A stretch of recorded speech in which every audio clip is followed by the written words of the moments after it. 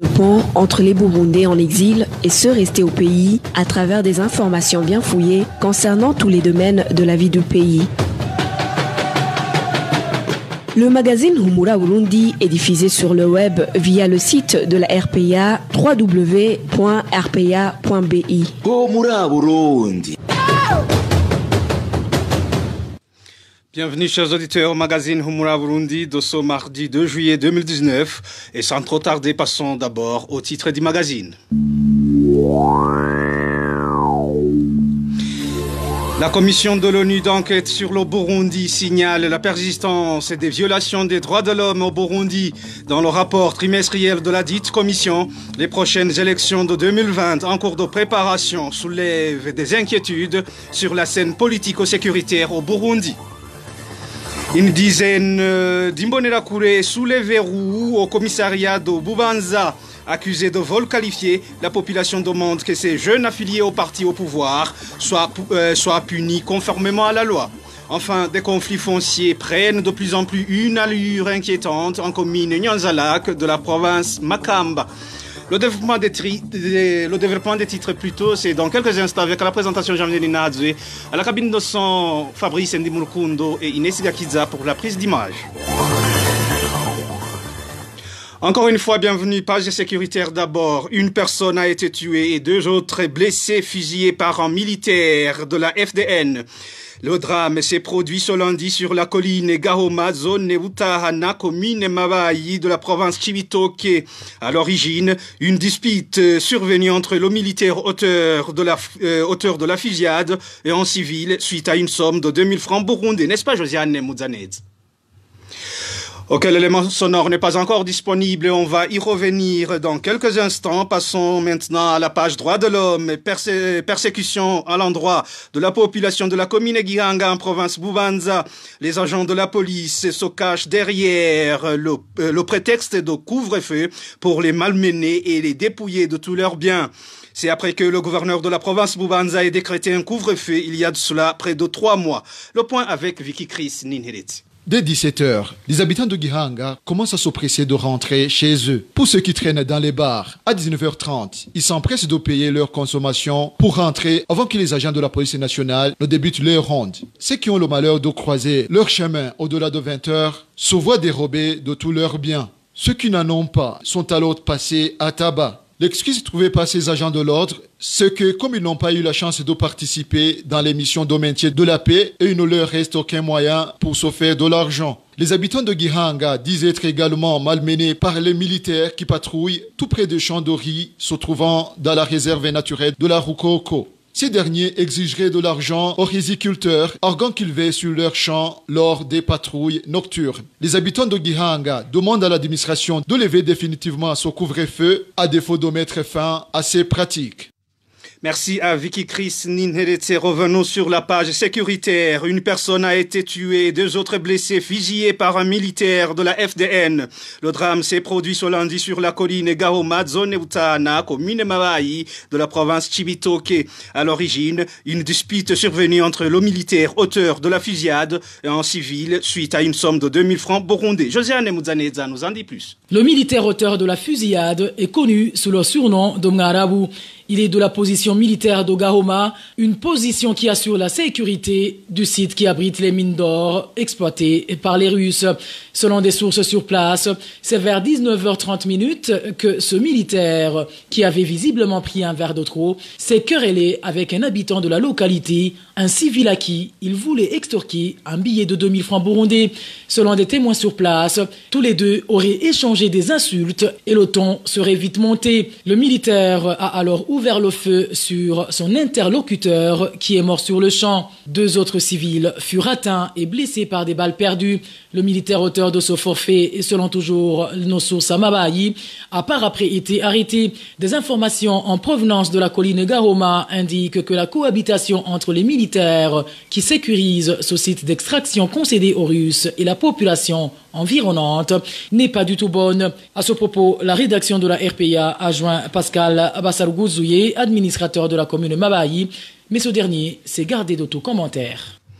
Merci à Josiane Mouzanedza. 4 personnes portées disparues et le nombre de victimes qui constituent les disparitions forcées que la rédaction de la RPA a pu répertorier au cours du mois de juin.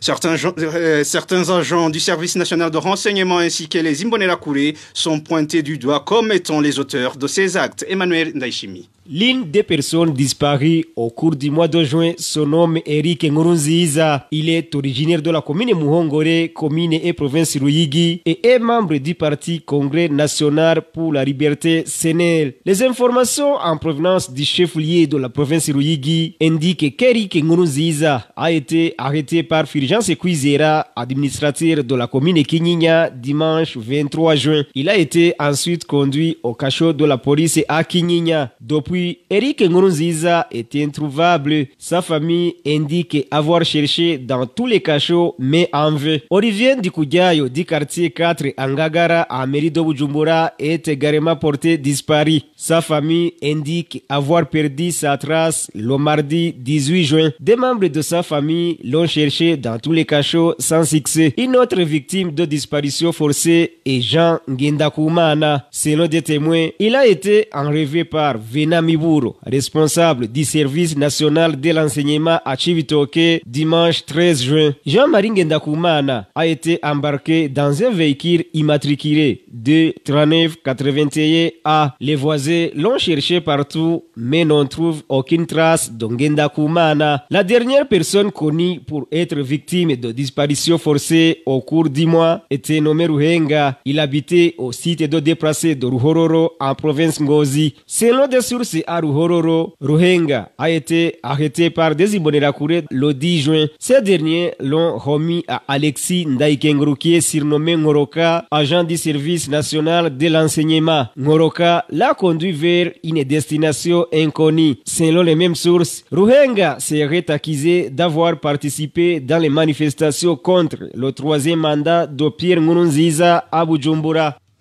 À propos toujours de la violation des droits de l'homme au Burundi, présentation ce mardi après-midi du rapport trimestriel de la commission onusienne d'enquête sur le Burundi devant le Conseil des droits de l'homme à Genève.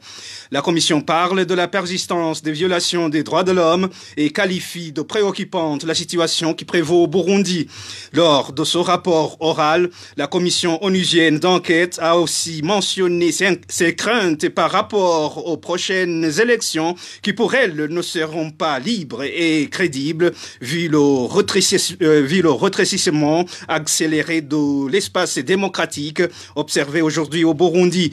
Nous reviendrons sur ce sujet ce mercredi dans une édition en synergie avec la radio Inzamba et la télévision Renaissance. Une courte pause et puis on continue. Humura Burundi. Page gouvernance à présent. Les chicaneries entre fidèles de l'église adventiste du 7e jour s'amplifient. Le nœud du problème serait lié à l'ingérence du gouvernement dans la gestion de la dite église. Selon nos sources, le ministre de l'Intérieur aurait refusé depuis le mois de novembre 2018 de reconnaître le représentant nouvellement nommé par les responsables de cette église au niveau mondial. Le point avec Emmanuel Niyungeku. Nos sources au sein des fidèles de l'église adventiste du 7e jour indique que le ministre de l'Intérieur, Pascal Barandagiye, continue à soutenir que l'église soit dirigée par Joseph Ndikubwayo d'Isenhomo. C'est au moment où la représentation de cette église l'a limogé de ses fonctions depuis le 6 novembre 2018. Pourtant, son remplaçant, Lamek Balishinga, avait écrit au ministre Barandagiye pour lui faire part de sa nouvelle nomination. D'habitude, lorsque l'église destitue un représentant, on doit écrire au ministre pour lui demander une prise d'acte du nouveau qui est désigné comme représentant légal de l'église. Après le limogeage d'Ndikubwayo, l'église adventiste du 7e jour au Burundi a été obligée d'écrire une lettre pour demander au ministre la prise d'acte. Mais Joseph Ndikubwayo a à son tour adressé une correspondance au ministre pour lui demander de le soutenir. Sans tenir compte de cette information, le ministre a persévéré et a encore une fois légitimé le pasteur déchu Joseph Ndikubwayo pour continuer à assurer l'intérim.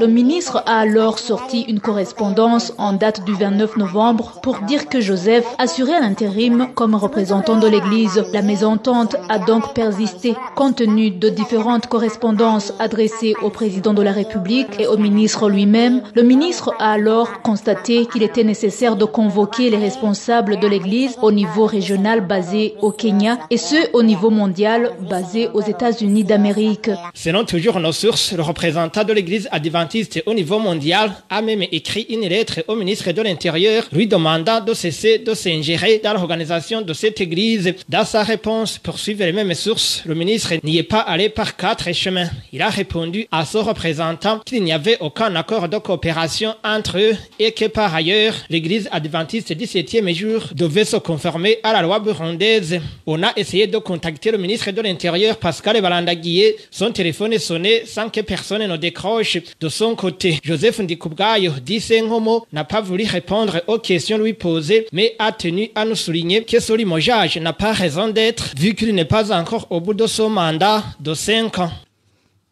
Merci à Emmanuel Niungeko et cette information vient rectifier celle diffusée samedi dernier. Cette dernière indiquait que Joseph Ndikubwayo était le responsable légitime de l'église adventiste du 7e jour au Burundi. Nous détenons ces précisions des fidèles de cette église qui sont sortis du silence pour faire éclater ce conflit au grand jour, tout en espérant que cela contribuera dans la résolution de ces différends. 11 jeunes Imbonerakure de la commune Gihanga et 2 policiers sont incarcérés au cachot du commissariat de Bubanza il y a une semaine. Nos sources à Bubanza indiquent qu'ils sont accusés de vol du matériel de construction d'une université d'agronomie à Gihanga. Les habitants de cette localité demandent à la justice de mener des enquêtes minutieuses à ce sujet afin que les coupables soient punis conformément à la loi. Hermès Nivandetse pour plus de précisions. Au total, ils sont au nombre de 13, 11 jeunes Imbonerakure et 2 policiers. Ces Imbonerakure ont été arrêtés par les militaires. Ces jeunes étaient en train de charger dans un camion les matériaux de construction de l'université agronomique sur la colline Randa, village 1 de la commune Gihanga, province Bubanza. Précision de notre source sur place. Les jeunes Imbonerakure ont fait l'acte de vol et, en collaboration avec les policiers qui faisaient la garde sur cet endroit où habitent les Chinois. Alors, les militaires qui faisaient la garde au niveau d'un centre d'insémination artificielle ont arrêté les voleurs de Imbonerakure et ont été arrêtés immédiatement. Et puis, un qui répond au nom d'Emmanuel a échappé, mais les militaires ont tiré sur lui, il est parvenu à échapper. Alors, en ce moment, le commissaire de la police et le gouverneur sont venus le matin, ils ont embarqué les mains, ont été conduits immédiatement au commissariat de police à Bubanza. Et des jours, les militaires ont appréhendé le chef des Imbonerakure sur la colline existant en commune de Gihanga sur le zone de quartier. Lui aussi a été arrêté, ligoté par ces militaires et lui aussi a été caché. La population de la colline Randa se réjouit des actes louables de ces militaires et demande à la justice de punir ces voleurs conformément à la loi. La population vraiment se réjouit par cet acte louable qui a été réalisé par les militaires. Cet acte doit peut-être une leçon pour les autres Imbonerakure. On pourrait demander à la justice vraiment de ne pas relâcher les Imbonerakure. Au cas où ils seront relâchés, ils pourront continuer à commettre et bavir des actes ignobles. La population de Randa craint la libération de ces jeunes et policiers, comme ce fut le cas d'un autre jeune de la colline Butalamuka en commune Mugina, province Chibitoke, qui a été libéré 3 jours après son arrestation pour vol et tentative d'assassinat la nuit du 21 juin cette année. Merci à Hermès Nivandete. Poursuivons toujours avec la page gouvernance. L'hôpital de Kirundo de plus en plus victime de vol de son équipement médical. En l'espace de 2 mois seulement, 2 machines ont été subtilisées, craignant pour la vie des malades. Le personnel du dit hôpital demande aux autorités habilitées de sortir de leur silence et d'entamer des enquêtes pour que les coupables soient punis. Les détails avec Balthazar Mibour. À l'hôpital de Kirundo, il s'est déjà observé des cas de vol des équipements médicaux. Des équipements de cet hôpital a reçu comme des dos. Comme l'indique notre source, l'ancien directeur de cet hôpital a été arrêté suite à la disparition d'un outil hospitalier. Comme l'indique notre source, l'ancien directeur de cet hôpital a été arrêté suite à la disparition d'un outil hospitalier. Malgré son arrestation, on n'a aucune trace de ces outils, indique notre source. Il y a ici un médecin connu sous le nom de Jonas qui était directeur de l'hôpital. Avant son limogeage, il a volé un appareil d'une valeur de 150 millions qu'on avait reçu comme don.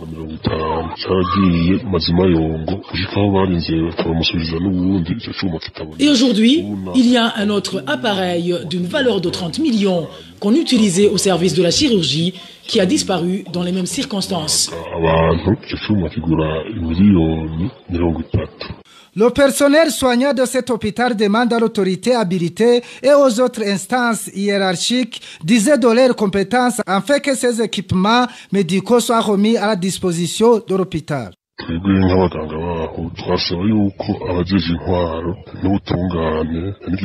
En tant qu'infirmiers qui œuvrent à cet hôpital, nous demandons aux autorités administratives, à la justice, à la police et au directeur provincial de la santé à Kirundo de sortir de leur silence et d'amorcer des enquêtes pour que ces matériels soient récupérés. Il est insensé que des équipements disparaissent alors que l'hôpital est bien clôturé, en plus des agents chargés de sécurité qui assurent la sécurité des lieux.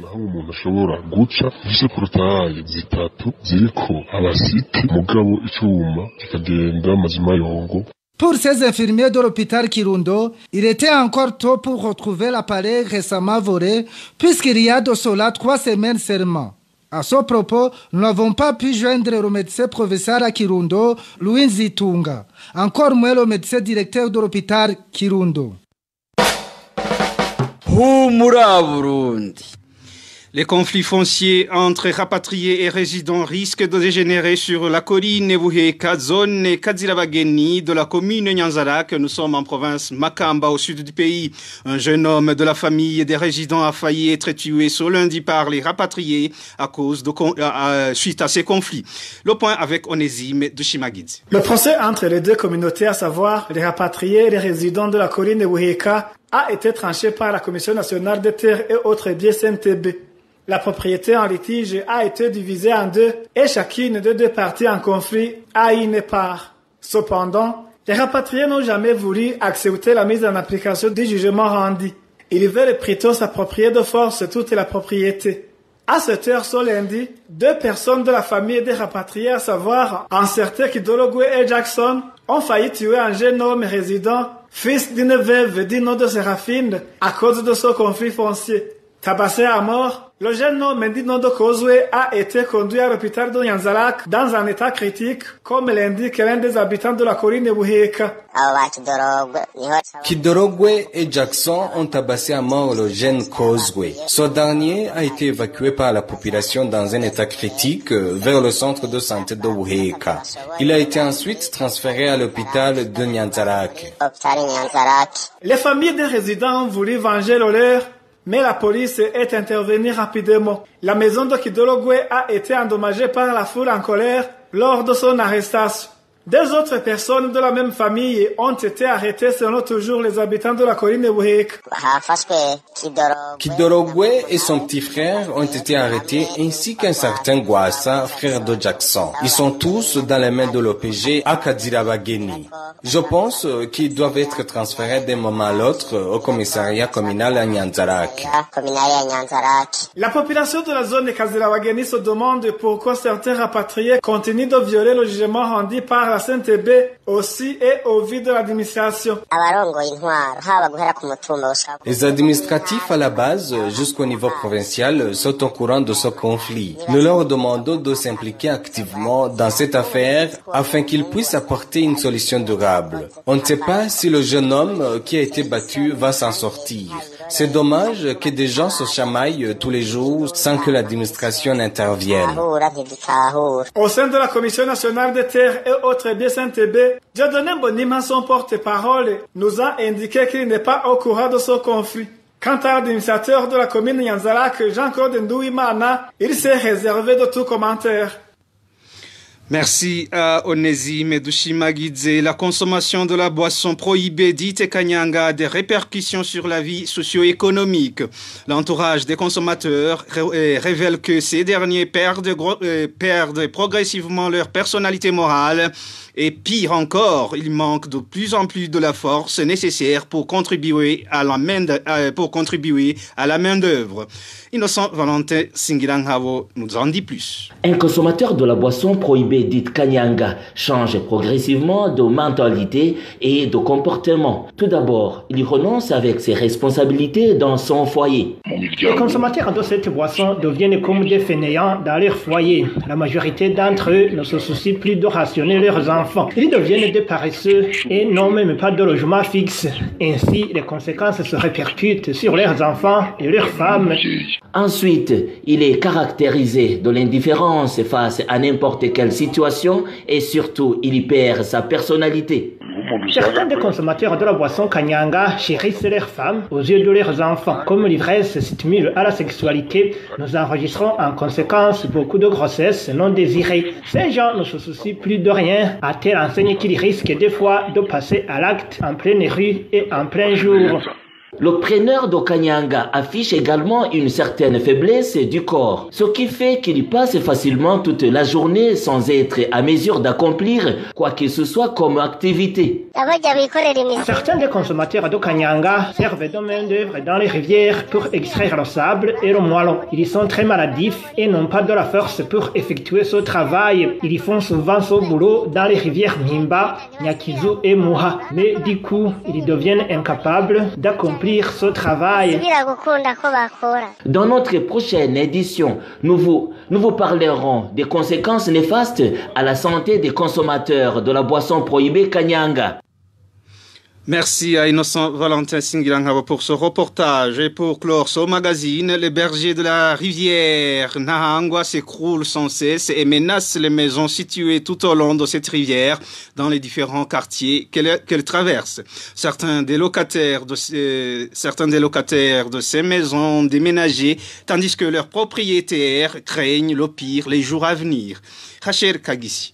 De la zone Nyakabiga, en passant par les quartiers Kigobe, Mtanga Nord jusqu'à Mtanga Sud, les ravins attendent la terre ferme des rives de la rivière et ainsi menacent les ménages proches de cette rivière. Au quartier Kigobe, à l'ouest du boulevard du 28 novembre, des maisons ont été abandonnées de peur qu'elles ne s'écroulent sur ses occupants. La route qui longe cette rivière n'est plus praticable. Toujours au quartier Kigobe, non loin du boulevard du peuple Mulundi, c'est le même scénario. Des clôtures sont prêtes pour s'écrouler. Au quartier Mtanga Nord de la zone Gikungu, juste après le petit marché communément appelé Kukasoko, des clôtures et des maisons se sont écroulées. Aujourd'hui, les occupants observent impuissamment chaque jour l'écroulement du ravin. Et de l'autre côté, à Mtanga Sud, les habitants vivent la peur au ventre de se réveiller un matin au fond du lit de la rivière. Les propriétaires de ces maisons ont essayé de renforcer les bordures du ravin, mais sans succès. Chaque saison de pluie, leurs efforts sont vains.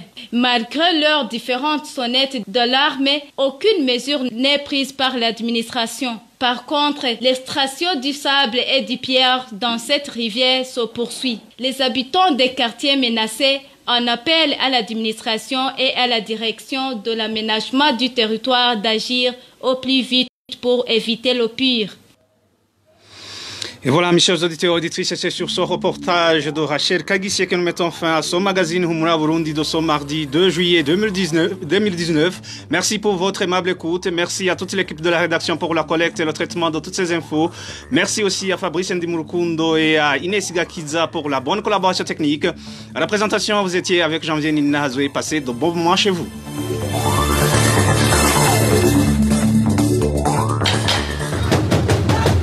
C'était le magazine Humura Burundi. Un magazine comptant pour relier les Burundais en exil et ceux toujours au pays à travers une information de qualité.